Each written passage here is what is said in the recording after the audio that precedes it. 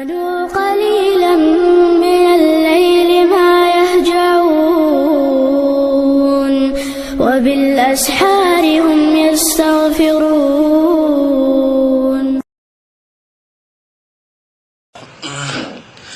أعوذ بالله من الشيطان الرجيم. بسم الله الرحمن الرحيم.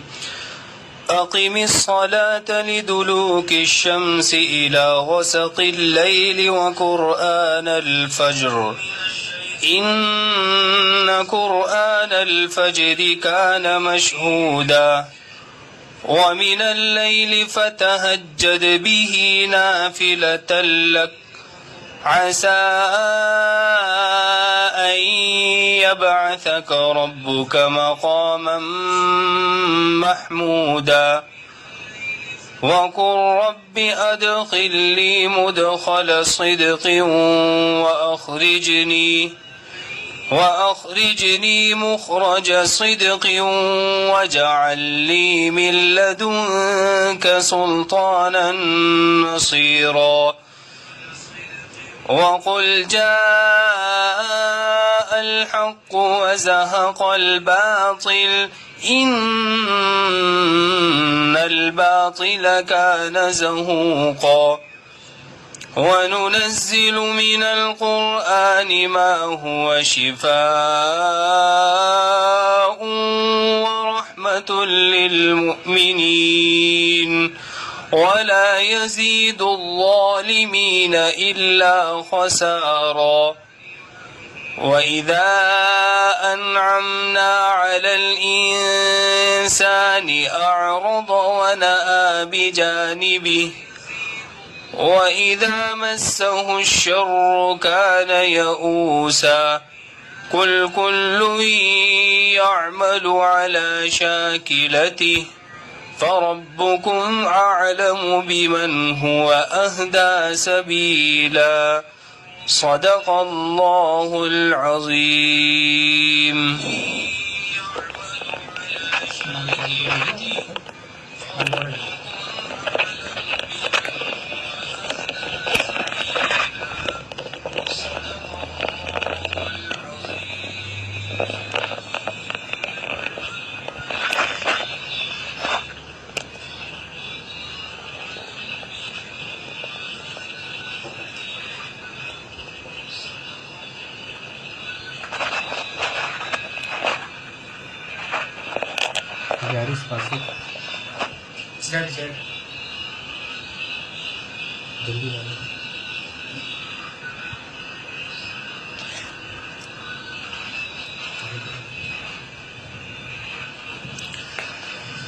الحمد لله نحمده ونستعينه ونستغفره ونؤمن به ونتوكل عليه ونعوذ بالله من شرور أنفسنا ومن سيئات أعمالنا من يهده الله فلا مضل له ومن يضلله فلا هادي له وأشهد أن لا إله إلا الله وحده لا شريك له وأشهد أن سيدنا ومولانا وحبيبنا وشفيعنا محمدا عبده ورسوله أرسله إلى الناس كافة بشيرا ونذيرا وداعيا إلى الله بإذنه وسراجا منيرا صلى الله تعالى عليه وعلى آله وصحبه وبارك وسلم تسليما كثيرا كثيرا وبعد فأعوذ بالله من الشيطان الرجيم بسم الله الرحمن الرحيم الحمد لله رب العالمين الرحمن الرحيم مالک یوم الدین ایاک نعبد و ایاک نستعین اهدنا الصراط المستقیم صراط الذین انعمت علیہم غیر المغضوب علیہم ولا الضالین آمین۔ بزرگوں اور بھائیوں،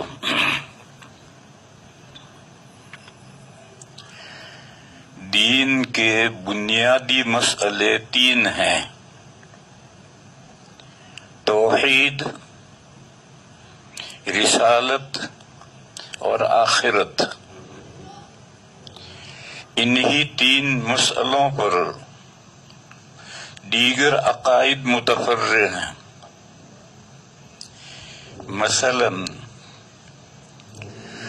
توحید یعنی تمام کائنات کا معبود صرف ایک اللہ ہے، ان کے علاوہ کوئی معبود نہیں ہے، اور انہوں نے اپنے مکلف مخلوقات کی رہنمائی کے لیے رسالت کا سلسلہ قائم کیا ہے، اور رسولوں کے ذریعے سے انسانوں کو، جنات کو اپنی مرضی بتلائی ہے کہ میری بندگی اور میری عبادت اور میری فالوئنگ اس طرح کرو، اطاعت اس طرح کرو۔ بس یہ دو مسئلے جو ہیں، ایک توحید اور ایک رسالت، ان کے بیچ میں چند اور باتوں پر بھی ایمان لانا ضروری ہے۔ وہ کیا ہے؟ اللہ کے ایک مخلوق ہے ملائکہ، فرشتے، ان پر ایمان لانا ضروری ہے، فرشتوں کو ماننا ضروری ہے۔ اسی طریقے پر مکلف مخلوقات میں سے اللہ تعالیٰ نے جو اپنے نمائندے چنے ہیں، انبیاء اور رسول، ان کو ماننا ضروری ہے۔ اور ہر مختلف زمانوں میں اللہ تعالیٰ کی بہت سی کتابیں اپنے رسولوں کے اوپر نازل ہوئی، ان کتابوں کو ماننا ضروری ہے۔ یہ تین چیزیں درمیان میں اگر نہیں مانی جائیں گی تو یہ مسئلہ واضح سمجھ میں نہیں آئے گا کہ اللہ جو معبود ہیں انہوں نے اپنے بندگی کے طریقے مخلوقات کو کیسے سمجھائے، کیسے بتلائے۔ اللہ کی شان بہت بڑی ہے، وہ علی ہیں، برتر و بالا ہیں، کبیر ہیں، ان کو وہ انسانوں سے رو در رو بات نہیں کرتے، بالواسطہ رسولوں اور انبیاء کے ذریعے سے مخلوقات تک اپنی بات پہنچاتے ہیں۔ بس اللہ تعالیٰ یہ جو رسول اور انبیاء ہیں یہ بھی انسان ہیں، بشر ہیں، اور بشر سے ما کان لبشر ان یکلمہ اللہ، بشر میں یہ استطاعت اور طاقت نہیں ہے کہ اللہ تعالیٰ اس سے گفتگو کریں۔ تو یہ انبیاء ہے، انبیاء جو ہیں، اور تمام انبیاء کے آقا اور سردار ہمارے پیغمبر حضرت محمد مصطفیٰ صلی اللہ تعالی علیہ وسلم بھی بشر ہیں، اور بشر میں اتنی استطاعت نہیں ہے کہ اللہ تعالیٰ سے ہم کلام ہو سکے۔ پردے کے ساتھ، پردہ چاہے تھوڑا ہو یا زیادہ ہو، حضرت موسیٰ علیہ السلام سے اللہ تعالیٰ نے ہم کلامی کی ہے، وہ بھی نور کے پردے سے گفتگو کی ہے۔ اسی لیے موسیٰ علیہ السلام نے فوراً یہ درخواست کی ہے، رب ارنی انظر الیک، اے اللہ مجھے اپنا جلوہ دکھائیے۔ تو اللہ نے یہ نہیں فرمایا کہ میں نہیں دیکھ سکتا ہوں، بلکہ یہ فرمایا کہ تم مجھے نہیں دیکھ سکتے، قال لن ترانی، تم مجھے نہیں دیکھ سکتے ہو۔ یہ نہیں کہا کہ میں نہیں دیکھ سکتا ہوں، اللہ تو دیکھ سکتے ہیں۔ جب انسان کے دل و دماغ میں اور آنکھوں میں قوت پیدا ہو جائے، جیسا کہ جنت میں پیدا ہو جائے گی، تو اللہ کا جلوہ انسان دیکھیں گے۔ لیکن اس دنیا میں اللہ نے انسان کے دل و دماغ بھی کمزور بنائے ہیں اور آنکھیں بھی کمزور بنائی ہیں، لہذا اس دنیا میں اللہ کا جلوہ انسان دیکھنے کے قابل نہیں۔ تو موسیٰ علیہ السلام سے یہ کہا کہ لن ترانی، تم مجھے نہیں دیکھ سکتے۔ یہ نہیں کہا کہ میں نہیں دیکھ سکتا ہوں، یہ نہیں کہا، بلکہ یہ کہا کہ تم مجھے نہیں دیکھ سکتے ہو۔ پھر حضرت کو مشاہدہ کروایا کہ تم تو کمزور مخلوق ہو، انسان ہو، دیکھو تم جس پہاڑ پر ہو اس پہاڑ کے سامنے دوسرا پہاڑ تمہیں نظر آ رہا ہے، یہ پہاڑ تم سے زیادہ طاقتور مخلوق ہے، میں اپنا جلوہ اس پر ڈالتا ہوں، دیکھو اگر وہ پہاڑ میرا جلوہ برداشت کر سکے تو تم بھی مجھے دیکھ لو گے، اور اگر وہ برداشت نہ کر سکے تو تم کہاں سے برداشت دیکھو گے۔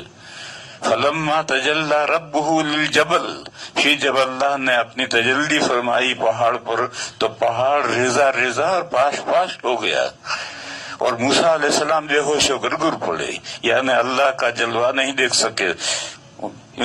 پہاڑ تو پاش پاش اور ریزہ ریزہ ہو گیا، لیکن موسیٰ علیہ السلام بے ہوش ہو گئے، بھائی اتنا ہی اثر ہوا۔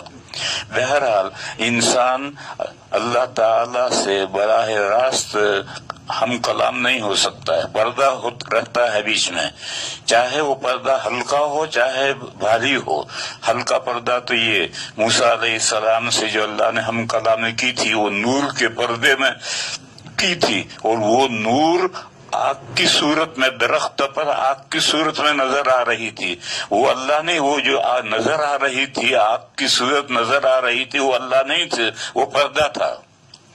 دوسری صورت پردے کی یہ ہے کہ اللہ تعالیٰ فرشتے کو پیغام دیں اور فرشتہ آ کر نبی کے سامنے وہ پیغام بیان کرے، تو یہ درمیان میں فرشتے کا واسطہ ہے، یہ گہرا پردہ ہے، لمبا پردہ ہے۔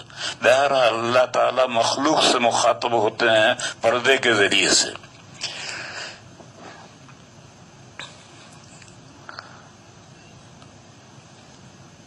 تو اب یہ تین فرعی عقیدے ہوئے، اللہ کے فرشتوں کو ماننا، اللہ کے رسولوں کو ماننا، اللہ کی کتابوں کو ماننا۔ اسی لیے حدیث جبرائیل میں جو نبی پاک صلی اللہ علیہ وسلم نے 7 عقیدے بتائے ہیں، ان 7 عقیدوں میں یہ 3 عقیدے بھی بتائے ہیں۔ تو یہ فرعی عقیدے ہیں، یہ بنیادی عقیدے نہیں ہیں۔ بنیادی عقیدے تو توحید اور رسالت ہیں، اور توحید اور رسالت کے درمیان میں یہ عقیدے ہیں۔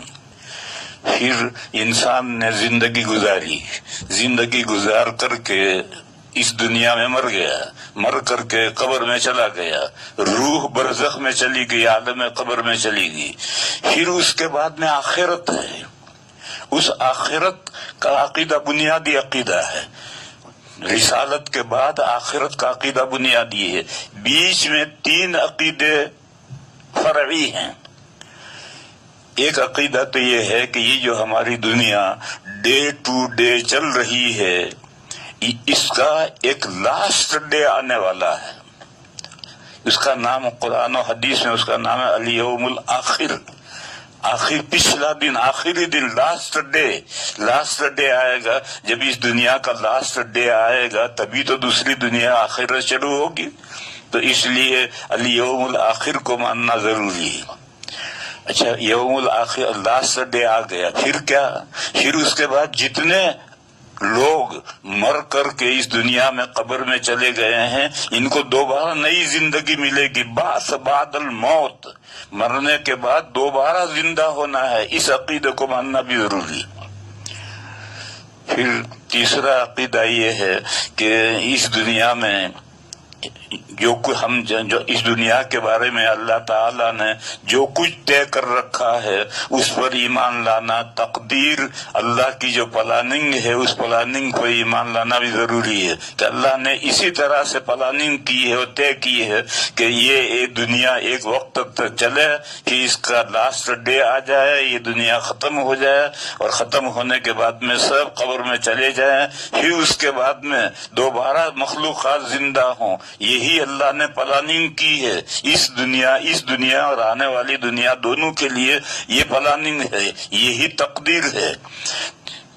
پھر اگلی جو دنیا آئے گی، اس دنیا میں تو سب مزے میں ہیں، لیکن اگلی جو دنیا آئے گی اس دنیا میں جن کا اللہ پر ایمان تھا اور اللہ کے احکام کی جنہوں نے پیروی کی تھی ان کے لیے جنت ہے، اور جنہوں نے اللہ کو نہیں مانا اور اللہ کی مخلوق کو پوجا اور اللہ کی مخلوق کے کہنے پر چلے ان کے لیے آگے دوزخ ہے۔ یہ جو ایک انسانوں کے بعض انسانوں کے لیے جنت ہے اور بعض کے لیے دوزخ ہے، یہ جو پلاننگ ہے اس پر ایمان لانا ضروری ہے، یہ تقدیر ہے اللہ کی۔ اس کے بعد میں پھر جو دوسری دنیا شروع ہوگی اس دنیا کا نام ہے آخرت۔ دوسری دنیا، دنیا اور آخرت یہ دو عربی کے لفظ ہیں، ہم اسے سمجھتے نہیں۔ یہ دنیا، الدنیا یہ مؤنث ہے ادنا کا، ادنا کے معنی ہے اقرب، نزدیک، تو اقرب الدنیا، اقرب نزدیک، اس سے مؤنث اس کا دنیا۔ اور یہ الدنیا در حقیقت الدار کی صفت ہے، وَتِلْكَ الدَّارُ الْآخِرَةُ، اسی طرح تِلْكَ الدَّارُ الدُّنْيَا، وہ گھر جو ہم سے قریب ہے۔ کتنا قریب ہے؟ جتنا مچھلی سے تالاب قریب ہوتا ہے، مچھلی اندر ہے اور چاروں طرف تالاب ہے، اسی طرح سے ہم اس دنیا کے اندر ہیں اور ہمارے چاروں طرف دنیا ہے۔ تو یہ جو گھر ہم سے اقرب ہے اس گھر کا نام ہے دنیا۔ اور پھر دوسری دنیا ہے الآخرہ، یہ بھی مؤنث ہے آخر کا، آخر معنی پرے، دور، آخر کا مؤنث ہے الآخرہ۔ اور الدار الآخرہ وہ گھر جو پرے ہے، دور ہے،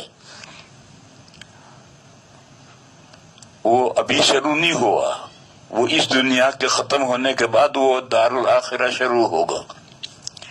بہرحال یہ دو دنیا کی اللہ کی پلاننگ یہ ہے کہ یہ دنیا جب تک اللہ تعالیٰ چاہیں گے چلتی رہے گی، جب اللہ چاہیں گے یہ ختم ہوگی، اور ختم ہونے کے بعد دوسری دنیا شروع ہوگی، اور وہ دوسری دنیا جو شروع ہوگی وہ تا ابد چلتی رہے گی، وہ پھر کبھی ختم نہیں ہوگی۔ یہ تقدیر ہے، اس کو ماننا ضروری ہے۔ تو یہ تین عقیدے، الیوم الآخر ہماری اس دنیا کا لاسٹ ڈے آئے گا، پھر اس الیوم الآخر کے اندر بعث بعد الموت، جو مرے ہوئی مخلوقات ہیں ساری مخلوقات دوبارہ زندہ ہوں گے، انسان اور جنات ہی نہیں بلکہ جتنے حیوانات چرند پرند ہیں یہ سب دوبارہ زندہ ہوں گے۔ اور پھر یہ جو دو دنیا کی پلاننگ ہے اس پلاننگ کے مطابق یہ زمانہ چلے گا۔ یہ تین عقیدے، ایک تو اس دنیا کا آخری دن آنا ہے، پھر اس آخری دن کے اندر پھر دوبارہ زندہ ہونا ہے، پھر اس کے بعد میں دوسری دنیا شروع ہونی ہے اور وہ ہمیشہ چلتی رہے گی۔ یہ تین عقیدے بیچ میں ماننے ضروری ہیں، رسالت اور آخرت کے بیچ میں۔ تو تین یہ اور تین یہ، 6، اور توحید اور رسالت 7 8 عقیدے۔ یہی عقیدے ایمان مفصل میں بھی لیے گئے ہیں اور ایمان مجمل بھی لیے گئے ہیں۔ تو میرے دوستوں اور بزرگوں میں سمجھا یہ رہا تھا کہ دین نام ہے عقائد و اعمال کا، یہ عقیدے اور یہ عمل، اور یہ عقائد و اعمال کا مجموعہ۔ اس کی مثال ایسی، ایک درخت ہے، شاداب تناور درخت ہے، اس کا ایک اصل ہے، اس کا تنا ہے، تھڑ ہے، اس تھڑ کے اوپر بڑی شاخیں ہیں، پھر بڑی شاخوں میں سے چھوٹی شاخیں نکلتی ہیں، چھوٹی شاخوں میں سے پھر پتے نکلتے ہیں، پھول نکلتے ہیں، پھل نکلتے ہیں۔ درخت نام ان تمام شاخوں کا اور تنے کا مجموعے کا نام ہے۔ تو یہ عقائد جو ہیں یہ بمنزل تنے کے ہیں، اور اس عقیدوں پر یہ اعمال شاخیں پھیلتی ہیں۔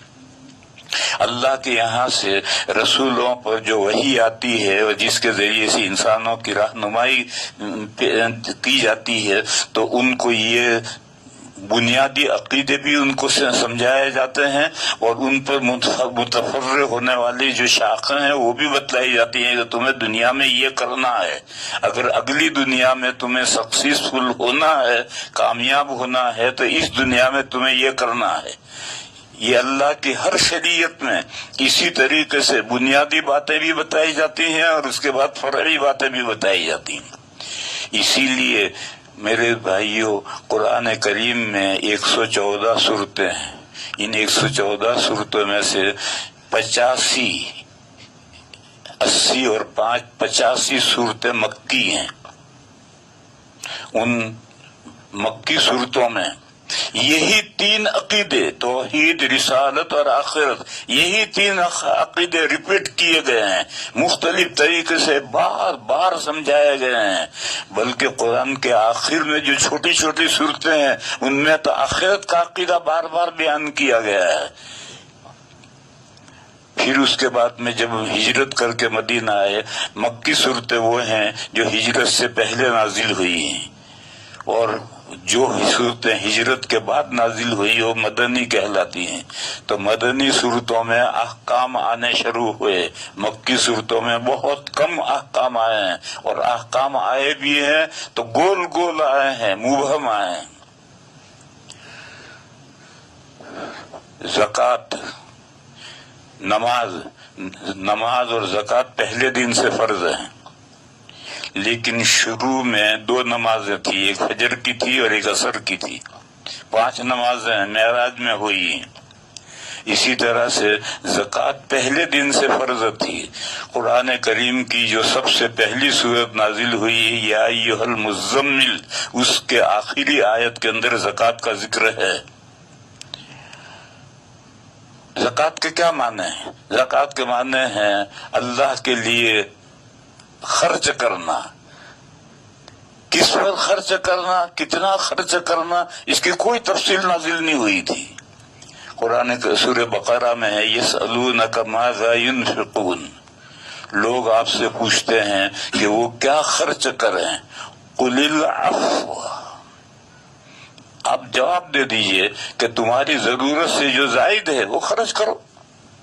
ایسا گول گول جواب آیا، تفصیلی جواب نہیں آیا۔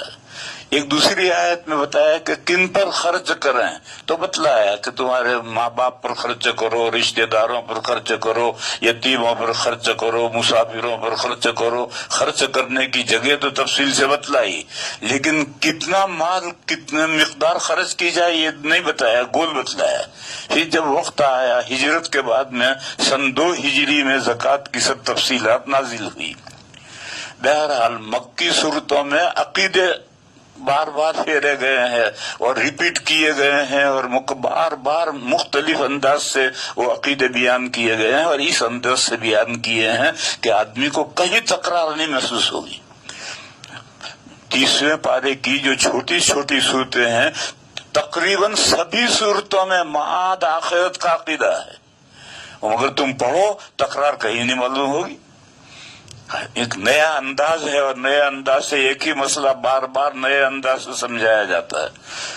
میرے بھائیوں، مجھے کہنا یہ ہے کہ یہ جو قرآن کریم کی پہلی سورت ہے، جو فاتحۃ الکتاب ہے، قرآن کریم کا دیباچہ ہے، جو ام الکتاب ہے، قرآن کریم کی بنیاد ہے اور اصل ہے اور ماں ہے، اس میں یہی 3 بنیادی عقیدے بتائے گئے ہیں، توحید، رسالت اور آخرت۔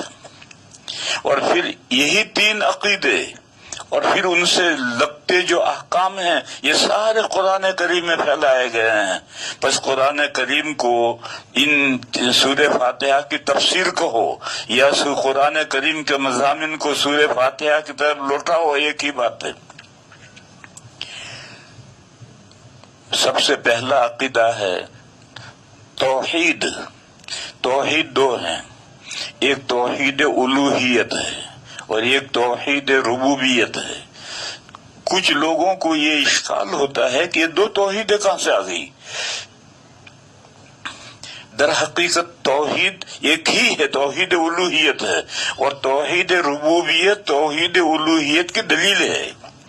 کہ معبود صرف ایک کیوں ہے؟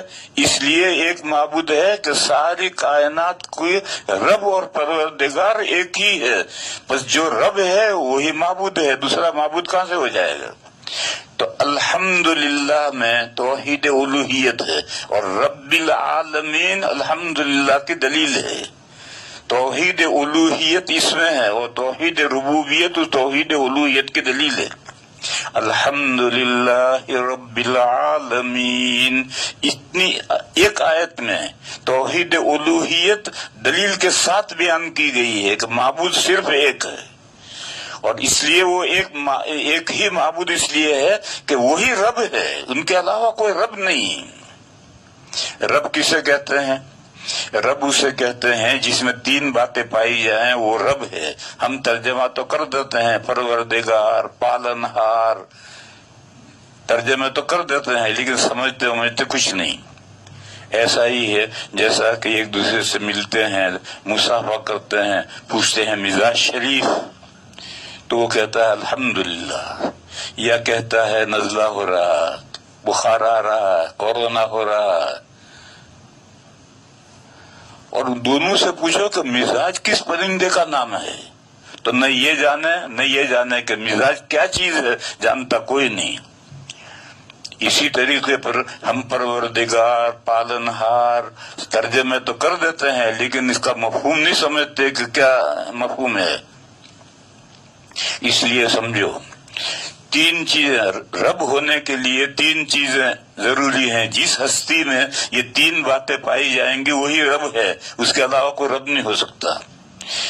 پہلی چیز تو ہے نتھنگ کو تھنک کرے، نیست کو ہست کرے، کسی چیز کو عدم سے وجود میں لائے، سب سے پہلی شرط یہ ہے۔ اور جو نتھنگ کو تھنک نہیں کر سکتا، نیست کو ہست نہیں کر سکتا، وہ معبود نہیں ہو سکتا۔ وہ ایک ہی ہستی ہے جس نے نتھنگ کو تھنک کیا۔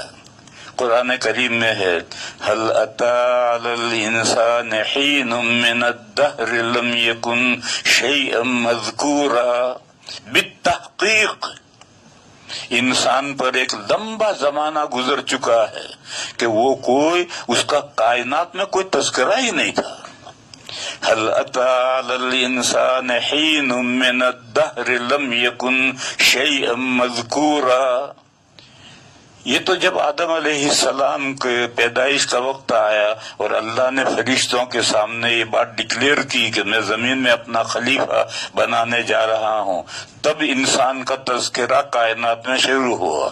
اس سے پہلے کتنا زمانہ گزر چکا ہے، اللہ بہتر جانتے ہیں کتنا زمانہ گزر چکا ہے، انسان کا کوئی ذکر تھا ہی نہیں۔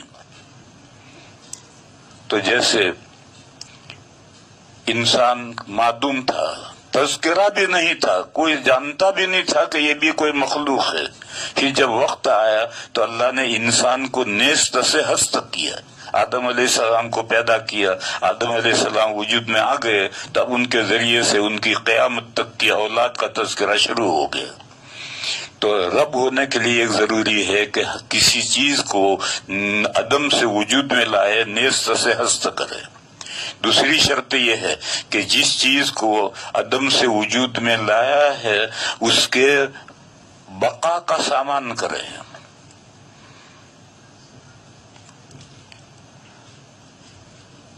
جیسے بھاری برسات میں بجلی کوندتی ہے، چھپ دے کر ختم۔ اگر مخلوقات اس طریقے سے وجود میں آتے ہی ختم ہو جائیں تو کیسے کام چلے گا؟ تو مخلوقات کو وجود میں لانے کے بعد میں ان کے بقا کا سامان کرے، وہ وجود میں آنے کے بعد باقی رہیں۔ اللہ ہی وہ ہستی ہیں جو مخلوقات کو عدم سے وجود میں لاتے ہیں، پھر ان کے بقا کا سامان کرتے ہیں، باقی رہنے کا۔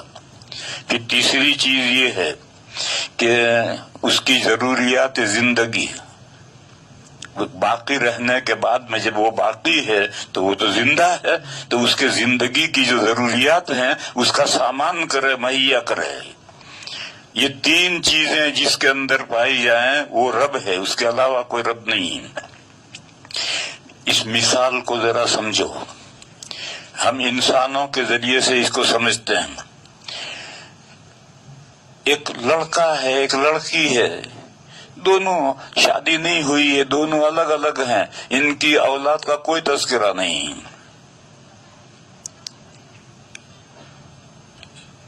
کچھ لوگ کھجور لے کر آتے ہیں, حضرت اسے چبا دیجیے. کیا کرو گے بھائی؟ کہ تہنیک کرنی ہے. تو میں کہتا ہوں بچہ لا کہاں ہے؟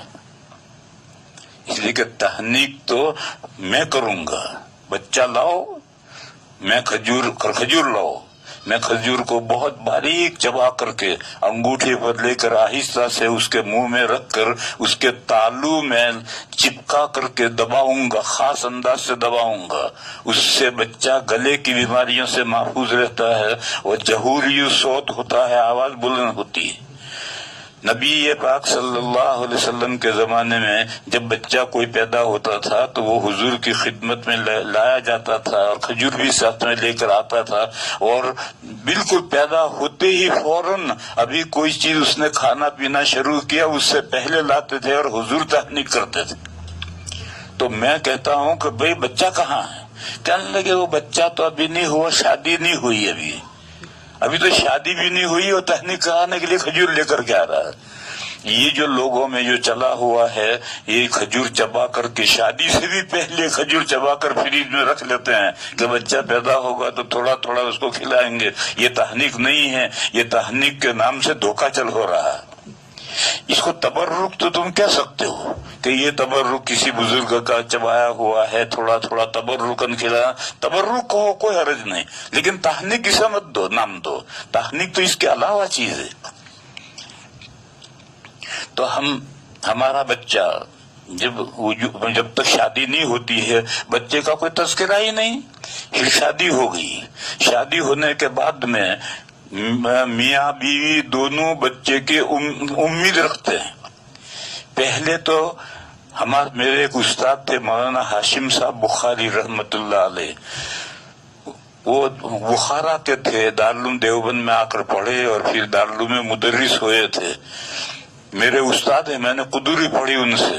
تو ہم نے ان سے کہا حضرت آپ نے شادی نہیں کی؟ تو کہنے لگے میں نے شادی کی ہے, میں نے اپنے ملک میں بخارا میں شادی کی تھی. تو میں نے کہا آپ کے بچے؟ کہنے لگے بچہ کوئی نہیں. ہمارے یہاں شادی کے 15 سال تک تو بچے کا کوئی تصور ہی نہیں ہوتا تھا. 15 سال کے بعد میں بچے کا تصور ہوتا تھا, مرد بھی اور عورت بھی بچے کا. اب تو 1 سال اگر بچہ نہ ہو تو شوہر ادھر دعائیں کراتا پھرے گا, عورتیں ادھر منتیں مانتی پھرے گی, بچے کے لیے بےتاب ہیں. کیوں؟ دنیا قیامت قریب آ رہی ہے, جتنوں کو دنیا میں آنا ہے دھڑا دھڑ پھٹافٹ آنا ہے, دیر نہیں ہے, تاخیر نہیں ہے, جلدی سے سب کو آنا ہے. بہرحال میں یہ کہہ رہا تھا کہ یہ جو تہنیک کے بارے میں تصور آج کل چل پڑا ہے کہ شادی ہونے کے بعد یا عورت حاملہ ہے اس وقت اس کھجور چبا کر کے فریج میں رکھ لی, بچہ پیدا ہوگا تو تھوڑی تھوڑی اس کو کھلائیں گے, یہ تہنیک نہیں ہے, یہ تہنیک کا غلط مفہوم ہے. تہنیک تو یہ ہے کہ بچہ پیدا ہوتے ہی کسی نیک بندے کے پاس جو تہنیک کرنا جانتا ہو, ہر ایک تہنیک نہیں کر سکتا, جو تہنیک کرنا جانتا ہے اس کے پاس لے جاؤ, وہ کھجور چبا کر کے انگوٹھے پر لے گئے, اور انگوٹھے کا ناخن نہیں ہونا چاہیے, ناخن کٹا ہوا ہونا چاہیے. انگوٹھے پر لے کر آہستہ سے انگلی ڈال کر کے اس کے تالو میں وہ کھجور چپکائے گا اور خاص انداز سے تالو دبائے گا, اس سے بچہ جہوری صوت ہوگا. بہرحال ہمارا یہ بچہ جس کا کوئی تصور ہی نہیں تھا, اللہ تعالیٰ نے جب وقت آیا تو بچہ دیا. اب یہ بچہ نیست سے ہست ہوا, عدم سے وجود میں آیا. اب اگر یہ بچہ عدم سے وجود میں آنے کے بعد میں اس کی بقا کا سامان اللہ تعالیٰ نہ کر رہے ہیں تو یہ بچہ کیسے زندہ رہے گا؟ تو جب سے یہ عدم سے وجود میں آیا, کب سے آیا؟ لوگ یہ سمجھتے ہیں کہ جب ماں نے بچہ جنا اب یہ عدم سے وجود میں آیا, یہ غلط ہے. بچہ تو ماں کے پیٹ میں 4 مہینے پہلے عدم سے وجود میں آیا. جب حمل پر 5 مہینے گزر جاتے ہیں اور باڈی کمپلیٹ ہو جاتی ہے تو اللہ تعالیٰ بخاری شریف کی حدیث ہے، اللہ تعالیٰ ایک فرشتے کو حکم دیتے ہیں اور وہ فرشتہ عالم ارواح میں سے وہ روح لا کر، جس کے لیے یہ باڈی تیار ہوئی ہے، وہ روح لا کر اس میں ڈال دیتا ہے، تو ماں کے پیٹ میں بچہ زندہ ہو جاتا ہے۔ رات کو عورت سوتی ہے، پیٹ میں کوئی حرکت نہیں، صبح اٹھتی ہے تو بچہ گھوم رہا ہے، کب یہ پیدا ہو گیا کچھ پتا نہیں، جب فرشتے نے روح لا کر کے باڈی میں ڈال دی اسی وقت سے بچہ وجود میں آ گیا۔ تو نیست سے ہست ہوتا ہے ماں کے پیٹ میں۔ اب ماں کے پیٹ میں جب نیست سے ہست ہو گیا، اب اس کو 4 مہینے آرکیوویٹر میں رکھنا ہے۔ یہ جو ماں کا پیٹ ہے اس کا جو ماحول ہے وہ ماحول ایک خاص ماحول ہے، اس ماحول میں بچہ پر زندہ رہ سکتا ہے، اگر اسی وقت دنیا میں آ جائے تو مر جائے گا۔ اسی لیے جو بچے قبل وقت پیدا ہو جاتے ہیں اس کو ہاسپٹل میں ایک ڈبہ ہے، اس کا نام ہے آرکیوویٹر، اس کے اندر ماحول ایٹماسفیئر ایسا ماں کے پیٹ جیسا بنایا ہے، تو اس بچے کو اس میں رکھ دیتے ہیں، بند کر دیتے ہیں اور مقررہ مدت پر کھولتے ہیں تو بچہ زندہ رہتا ہے۔ تو ماں کے پیٹ کو اللہ تعالیٰ نے آرکیوویٹر بنایا ہے۔ پہلا انتظام تو یہ ہے، اگر روح ڈالتے ہی بچہ دنیا میں آ جائے تو مر جائے گا، زندہ نہیں رہ سکے گا۔ تو پہلا انتظام تو یہ ہے کہ ماں کا پیٹ آرکیوویٹر ہے۔ پھر زندہ رہنے کے لیے سانس لینا ضروری ہے، تو 3 پردے چیر کر کے بچہ سانس لیتا ہے۔ ایک ماں کے پیٹ کا پردہ، ایک اس کے اندر بچہ دانی کا پردہ، پھر بچہ دانی کے اندر ایک گولا ہے جس کے اندر گندا پانی بھرا ہوا ہوتا ہے، اس کا وہ پردہ، پھر پانی اور اس کے بعد اندر بچہ، اور باہر کی ہوا وہ بچہ سانس لیتا ہے۔ لوگ یہ سمجھتے ہیں کہ ماں کے سانس لینے سے وہ سانس لیتا ہے، ایسا نہیں۔ ماں کا انتقال ہو گیا، اس کا سانس بند ہو گیا اور بچہ پیٹ میں زندہ ہے اور ہلتا ہے، اور کتابوں میں مسئلہ ہے کہ اگر ایسی صورت پیش آئے کہ ماں کا انتقال ہو جائے اور پیٹ میں بچہ ہے تو ہل رہا ہے، زندہ ہے، تو جلدی سے آپریشن کر کے بچے کو نکال کر بچا لیا جائے۔ معلوم ہوا کہ اس کا سانس ماں کے سانس کے تابع نہیں ہے۔ اسی طرح سے یہ مسئلہ ہے کہ گائے قربانی کرنے کے بعد میں جب چمڑا اتار کر کے پیٹ چیرا تو اندر سے بچہ زندہ نکلا، تو اب اس بچے کو ذبح کر لو، تو ذبح کرنے کے بعد میں اس کا کھانا بھی جائز ہے۔ معلوم ہوا کہ بچہ جو سانس لیتا ہے وہ ماں کے سانس کے تابع نہیں ہے، اس کا مستقل ہم جیسے باہر جو ہوا ہے اس کو ہم سانس لیتے ہیں، اسی ہوا سے سانس لیتا ہے۔ دیکھو اس کی مثال، آپ ایک کمرہ بنائیے گلاس کا، کانچ کا، بالکل پیک، اور اندر موبائل لے کر بیٹھ جائیے تو اندر بھی موبائل کی گھنٹی بجے گی۔ آپ تو نہ بیٹھیں، آپ تو بیٹھیں گے تو مر جائیں گے، موبائل رکھ دو اندر، تو موبائل کی کوئی شخص موبائل کو کرے گا تو اندر گھنٹی بجے گی، تو جب وائس آواز کانچ کا پردہ چیر کر کے اندر جاتی ہے تو ہوا جو ہے پردہ چیر کر کے کیوں نہیں جاتی؟ تو اس لیے 3 پردے چیر کر کے پیٹ کا پردہ، بچہ دانی کی رحم بچہ دانی کا پردہ، اور مشیمہ وہ گولا جس کے اندر بچہ ہے اس کا پردہ، یہ 3 پردے چیر کر کے ہوا بچہ سانس لیتا ہے۔ تو اللہ نے یوں انتظام کر دیا۔ تو پہلا تو یہ ہے کہ روح پڑتے ہی ہماری اس دنیا کی آب و ہوا برداشت نہیں کر سکتا ہے، اس کو 4 مہینے تک آرکیوویٹر میں رکھنا ہے، تو ماں کے پیٹ کو ہی آرکیوویٹر بنا دیا ہے۔ پھر اس کے بعد میں اس کو سانس لینے کے لیے انتظام یہ کیا کہ باہر کا سانس اس کو پہنچتا ہے اور وہ سانس ناک سے لیتا ہے اور 3 پردے چیرتا ہے، پھر اندر گندا پانی ہے اس کو چیرتا ہے، پھر ناک سے بچہ سانس لیتا ہے اور یہ گندا پانی اس کے ناک میں نہیں جاتا ہے۔ عجیب اللہ کی حفاظت ہے۔ کہ گندا پانی کیوں نہیں جاتا؟ بس اللہ کی قدرت ہے. دیکھو ہمارے منہ کے آخر میں جہاں سے گلا شروع ہوتا ہے وہاں 2 نالیاں ہیں، ایک کھانے کی نالی ہے، ایک سانس کی نالی ہے، اور دونوں ساتھ لگے ہوئے ہیں بالکل. ہوا کے الگ جاتی ہے پھیپھڑے میں، اور معدے کے اندر غذا الگ جاتی ہے. غذا اس میں نہیں جاتی اور ہوا اس میں نہیں جاتی، اور دونوں ساتھ لگے ہوئے ہیں. اور قدرت خدا کی ہے کہ یہ پھیپھڑے میں ہوا جاتی ہے اور معدے میں غذا جاتی ہے.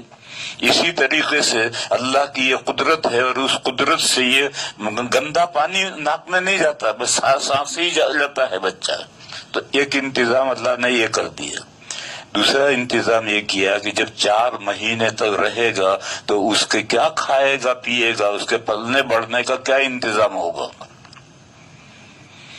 تو اللہ تعالی نے اس کا بہت پہلے سے انتظام کر رکھا ہے. عورت کو ماہواری آتی ہے، جب تک حمل نہیں ہوتا ہے تو یہ ماہواری کا خون ضائع ہو جاتا ہے، نکل جاتا ہے. پھر جب اچھا اس کا راستہ کیا رکھا ہے؟ رگوں میں سے بچہ دانی میں خون گرتا ہے، اور بچہ دانی کے منہ سے نکل کر کے ماہواری کا خون آتا ہے. جب حمل ٹھہرتا ہے اور بچہ دانی بند ہو گئی تو پیچھے جو خون آتا تھا وہ اب بچہ دانی میں نہیں گرے گا، وہ رگوں میں رکا رہے گا.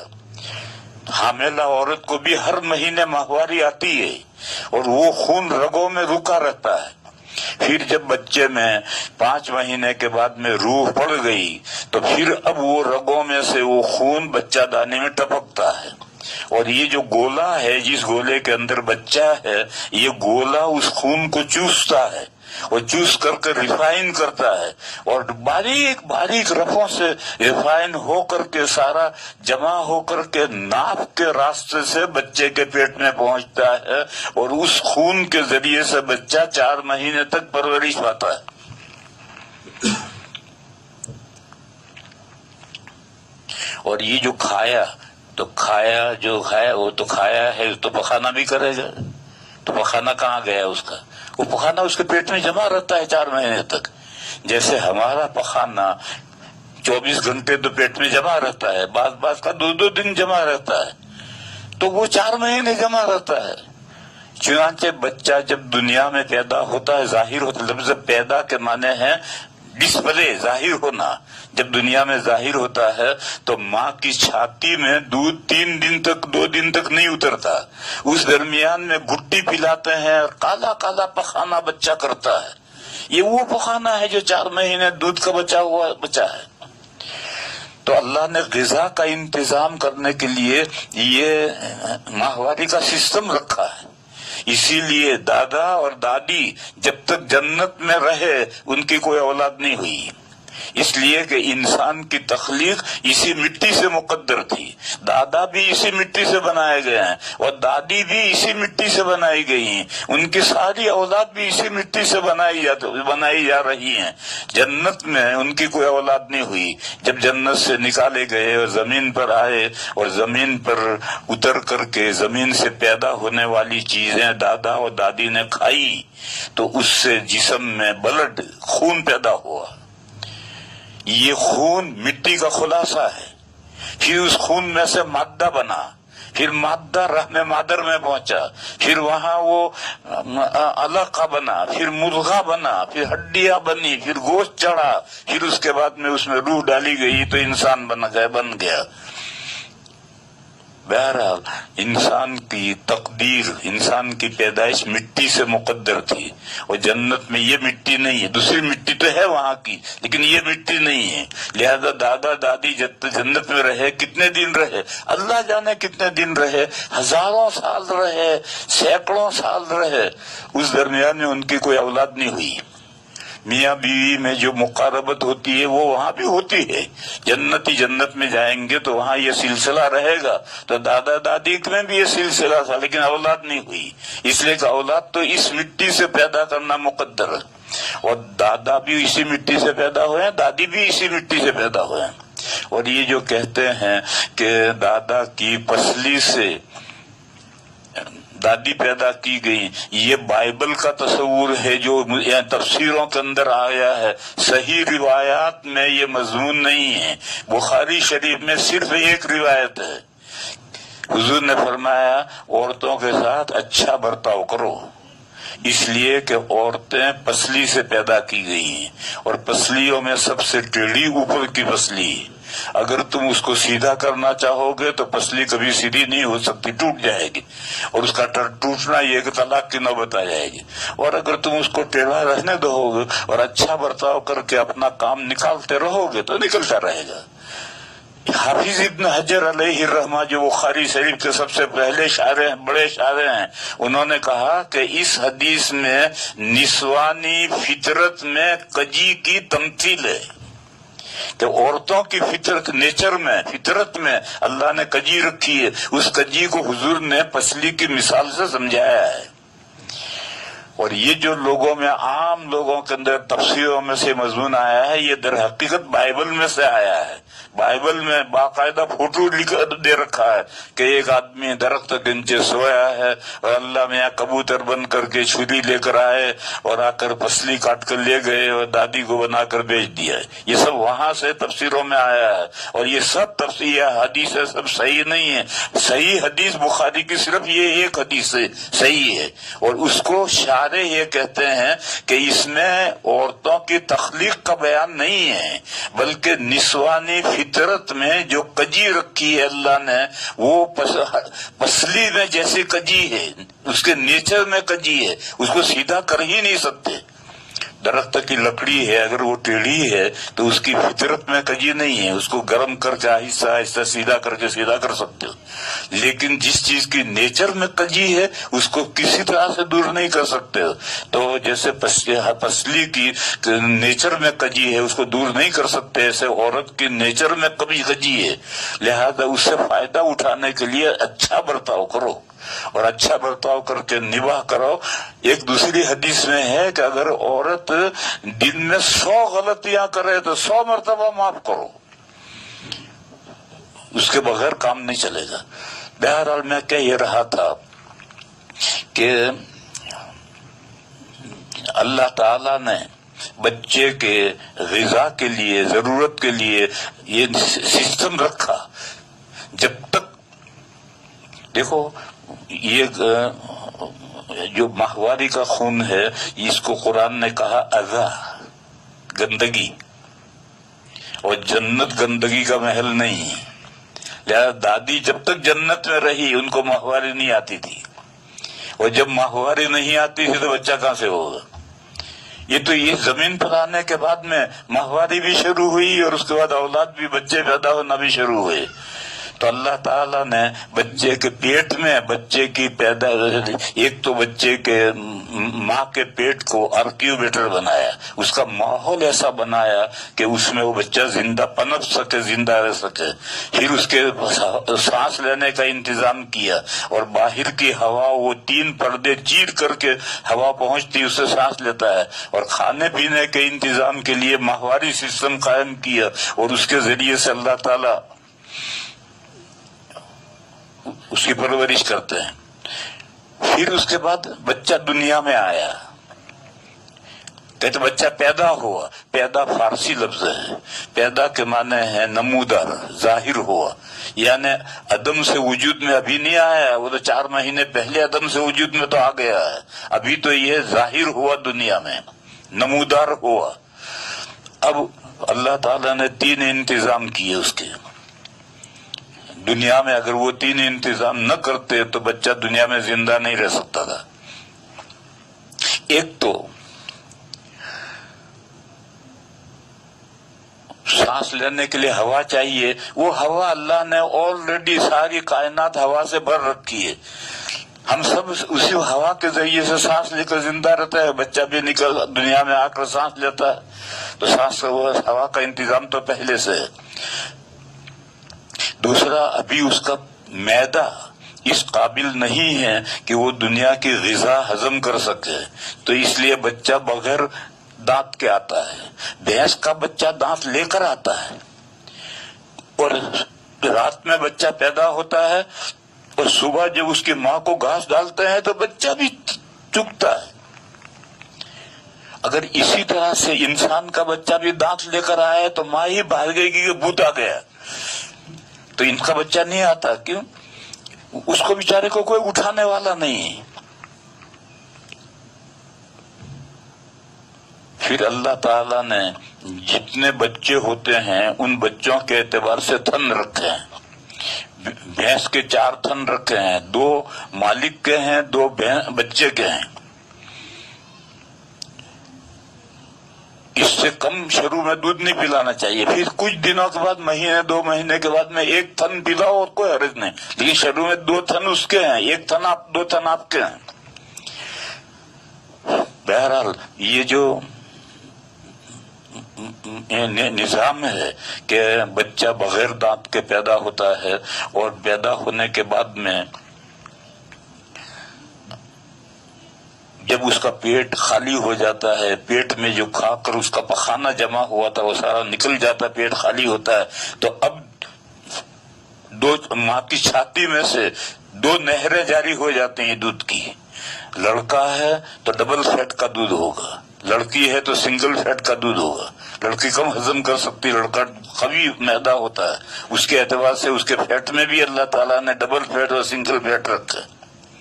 تو یہ دودھ کا جو انتظام اللہ نے کیا ہے، اس کے اگر کوئی غذا بچے کو نہیں مل سکتی تو ماں اپنی چھاتی سے لگا کر دودھ پلائے گی.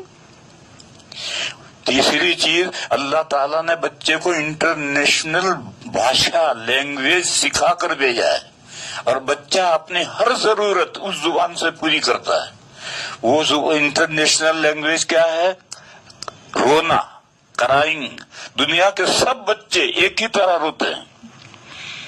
ایسا نہیں ہے کہ گجراتیوں کا بچہ گجراتی میں روتا ہو اور عربوں کا بچہ عربی میں روتا ہو، انگریزوں کا بچہ انگریزی میں روتا ہو. ایسا نہیں ہے. سارے بچے ایک ہی طرح سے روتے ہیں اور وہ اپنے رونے کے ذریعے سے اپنی ضرورت پوری کرتے ہیں. بچہ رو رہا ہے، ماں دوڑی ہوئی آتی ہے، ایک دیر ہو گئی، بھوکا ہوا ہے، چھاتی سے لگایا، دودھ پینے لگا، اس کا رونا بند ہو گیا. اس نے رو کر بتلایا کہ مجھے بھوک لگی. رات میں بچہ رونے لگا، ماں اٹھی، دیکھا کہ بچے سے کپڑا ہٹ گیا تھا، اس نے کپڑے میں ڈھانک دیا، سردی لگ رہی تھی، اس نے رو کر بتلایا کہ مجھے سردی لگ رہی ہے. بچہ رو رہا ہے. سب سمجھ میں نہیں آتا بچہ کیوں رو رہا. ابھی دیکھو ڈاکٹر کے لے چلو.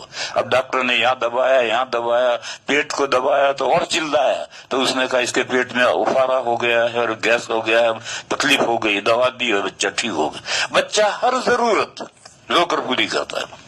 دیکھو رونا 2 طرح کا ہے، ایک حقیقی رونا ہے، ایک بناوٹی رونا ہے. یہ جو بناوٹی رونا ہے یہ لینگویج ہے، اور یہ جو حقیقی رونا ہے جس میں آنسو نکلتے ہیں یہ رونا الگ ہے. یہ تو کوئی بھی روتا ہے، ہم بھی روتے ہیں، مرد بھی روتے ہیں، عورتیں بھی روتی ہیں، بلکہ عورتیں مردوں سے زیادہ روتی ہیں، بچے بھی روتے ہیں، بڑے بھی روتے ہیں. یہ جس میں آنسو نکلتے ہیں یہ رونا الگ ہے. اور ایک رونا ہے جس میں آنسو نہیں نکل رہے اور چلا رہا. یہ جو رونا ہے یہ انٹرنیشنل لینگویج ہے، اور اسی سے بچہ اپنی سب ضرورت پوری کرتا ہے. اسی لیے جانور، ان کو پالنے پوسنے والا، گود میں اٹھا کر پھرنے والا کوئی نہیں ہے، تو ان کے احوال اور ہیں اور انسان کا بچے کے احوال اور ہیں. مجھے تو یہ بتلانا ہے کہ دنیا میں آنے کے بعد میں زندہ رہنے کے لیے 3 چیزیں چاہیے: ہوا چاہیے، اور غذا چاہیے، اور اپنی ضروریات پوری کرنے کے لیے کوئی بادشاہ چاہیے. وہ تینوں کا انتظام اللہ نے کر رکھا.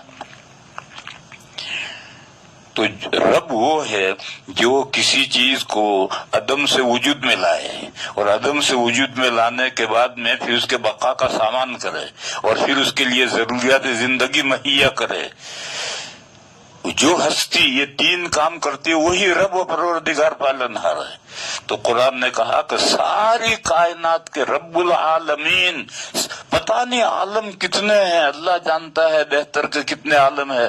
تمام عالموں کا ان رب اور پالنہار اور پروردگار اللہ ہے. جب اللہ ہی ان سب کا رب ہے تو معبود بھی وہی ہوگا. تو اس لیے فرمایا الحمدللہ، تمام تعریفیں اللہ کے لیے ہیں. کیوں؟ وہ سارے جہانوں کے پالنہار ہیں.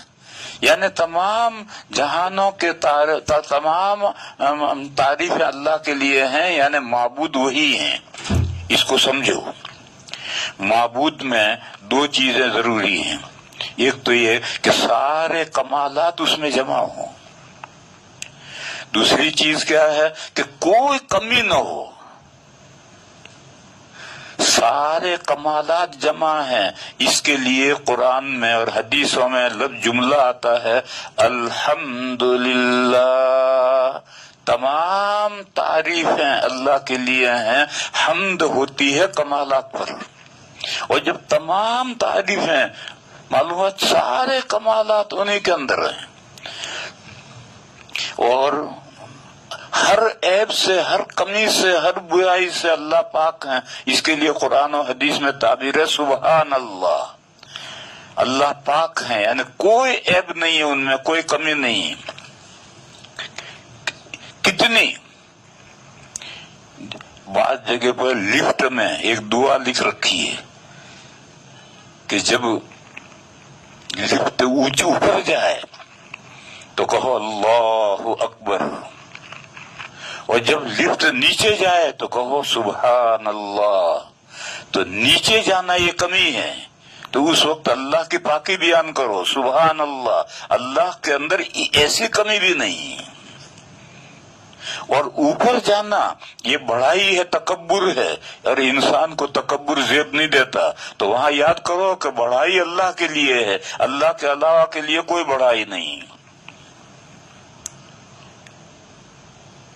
اور اسی لیے کہتے ہیں جب جانور ذبح کرتے ہیں تو کہتے ہیں بسم اللہ اللہ اکبر، بسم اللہ، میں اللہ کے نام پر ذبح کرتا ہوں۔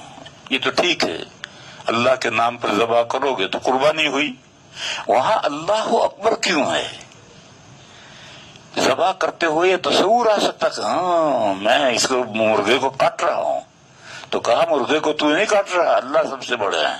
وہاں اللہ کی بڑائی کا تصور لاؤ، اللہ کے نام پر مرغا ذبح کرتے وقت اللہ کی بڑائی کا تصور لاؤ، اپنی بڑائی نہیں۔ تو معلوم ہوا کہ عظمتیں اور بڑائیاں بھی ساری اللہ کے لیے ہیں، اور ہر کمی سے، ہر عیب سے اللہ تعالیٰ پاک ہیں۔ تو قرآن کریم میں جہاں بھی الحمدللہ آئے تو اس میں توحید الوہیت ہے، اور جہاں بھی سبحان اللہ آئے تو اس میں بھی توحید الوہیت ہے۔ یہ ایک پہلو ہے، خوبیوں کا ہونا ضروری ہے معبود میں، اور یہ دوسرا پہلو ہے کمیوں سے پاک ہونا ضروری ہے۔ اور یہ جب دونوں چیزیں جمع ہوں گی، اور وہ جمع ہوں گی تبھی سے تمام خوبیاں اسی میں جمع ہے جس میں کوئی کمی نہ ہو، اور ہر کمی سے پاک وہ ہے جس میں ساری خوبیاں ہوں۔ اس لیے دونوں چیزیں ساتھ ساتھ ہیں۔ اور قرآن کریم میں بہت جگہ پر آدھا مضمون بیان کرتے ہیں، آدھا مضمون چھوڑ دیتے ہیں، فہم سامع پر اعتماد کر کے۔ جیسے آج ہی ہمارے حافظوں نے ایک آیت پڑھی، قل اللہم مالک الملک، کہو اے اللہ ملک آپ کا ہے، مالک الملک، توتی الملک من تشاء، جس کو چاہیں آپ ملک دیں، وتنزع الملک ممن تشاء، جس سے چاہیں ملک لے لیں، وتعز من تشاء، جس کو عزت چاہیں عزت دیں، وتذل من تشاء، جس کو چاہیں ذلت دیں، بیدک الخیر، آپ کے ہاتھ میں خیر ہے۔ سوال ہے کہ شر کس کے ہاتھ میں ہے؟ شر بھی تو اللہ کے ہاتھ میں ہے، اس کا تذکرہ یہاں چھوڑ دیا، بیدک الخیر کہا، کیونکہ اوپر متقابلات آئے ہیں۔ تو جب متقابلات کے دونوں کے مالک اللہ ہیں تو خیر کا مقابل شر ہے، اس کا مالک بھی اللہ ہے۔ پھر آگے بھی متقابلت ہے، تولج اللیل فی النہار وتولج النہار فی اللیل وتخرج الحی من المیت وتخرج المیت من الحی، یہ آگے بھی متقابلات ہیں، ادھر بھی متقابلات ہیں۔ تو بیچ میں جو بیدک الخیر کہا ہے تو وہاں شر کا جز محذوف ہے۔ یہ ایک مثال ہے اس بات کی کہ قرآن کریم میں بہت جگہ پر متقابلات میں سے آدھا مضمون بیان کر کے آدھا فہم سامع پر اعتماد کر کے چھوڑ دیا جاتا ہے۔ تو یہاں بھی یہ آدھا بیان کیا گیا، الحمدللہ تو یہ اس کے ساتھ میں سبحان اللہ اس کے ساتھ لگے گا، سبحان اللہ تو اس کے ساتھ الحمدللہ اس کے ساتھ لگے گا، تمام تعریفیں جس کے اندر ہوں اور ہر عیب سے کمی سے جو پاک ہو وہی معبود ہوتا ہے۔ تو فرمایا الحمدللہ تمام تعریفیں اللہ کے لیے ہیں، یعنی معبود وہی اکیلے ہیں، ان کے علاوہ کوئی معبود نہیں، کیونکہ دنیا میں تمام تعریفوں میں سب سے بڑی تعریف معبود ہونا ہے، اس سے بڑی کوئی تعریف نہیں، سب سے بڑی تعریف معبود ہونا ہے۔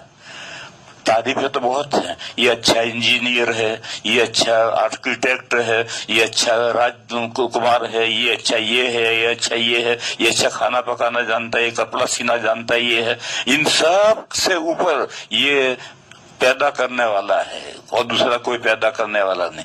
پھر جب پیدا کرنے والا وہ ہے، پھر پالنے اور پوسنے والا بھی وہی ہے، اس کو کوئی پالنے پوسنے والا اور نہیں ہے۔ پر جب یہ ساری باتیں اس اللہ کے لیے ہیں تو معبود ہونا یعنی ورشپ ایبلٹی جس کے اندر ہو، پوجا کی صلاحیت ہو، وہ بھی اللہ ہی کے اندر ہے، ان کے علاوہ کوئی وردی اور ورشپ نہیں ہے، اللہ کے علاوہ عبادت کے لائق نہیں ہے۔ یہ پہلا مضمون بیان کیا الحمدللہ، تمام تعریفیں اللہ کے لیے ہیں، لہذا تمام تعریفیں اللہ کے لیے ہیں تو سب سے بڑی جو تعریف ہے معبود ہونا یہ بھی اللہ ہی کے لیے ہے، اور دلیل اس کی یہ ہے کہ وہ سارے جہانوں کے پالنہار ہیں، اور جو پالنہار ہو اسی کی تو پوجا کرنی چاہیے، کسی اور کی کیسے کرنی چاہیے۔ تو یہ جو سورہ فاتحہ کی پہلی آیت الحمدللہ رب العالمین، اس میں توحید الوہیت کا بیان ہے اور اس کی دلیل میں توحید ربوبیت کو بیان کیا گیا ہے۔ وآخر دعوانا ان الحمدللہ رب العالمین۔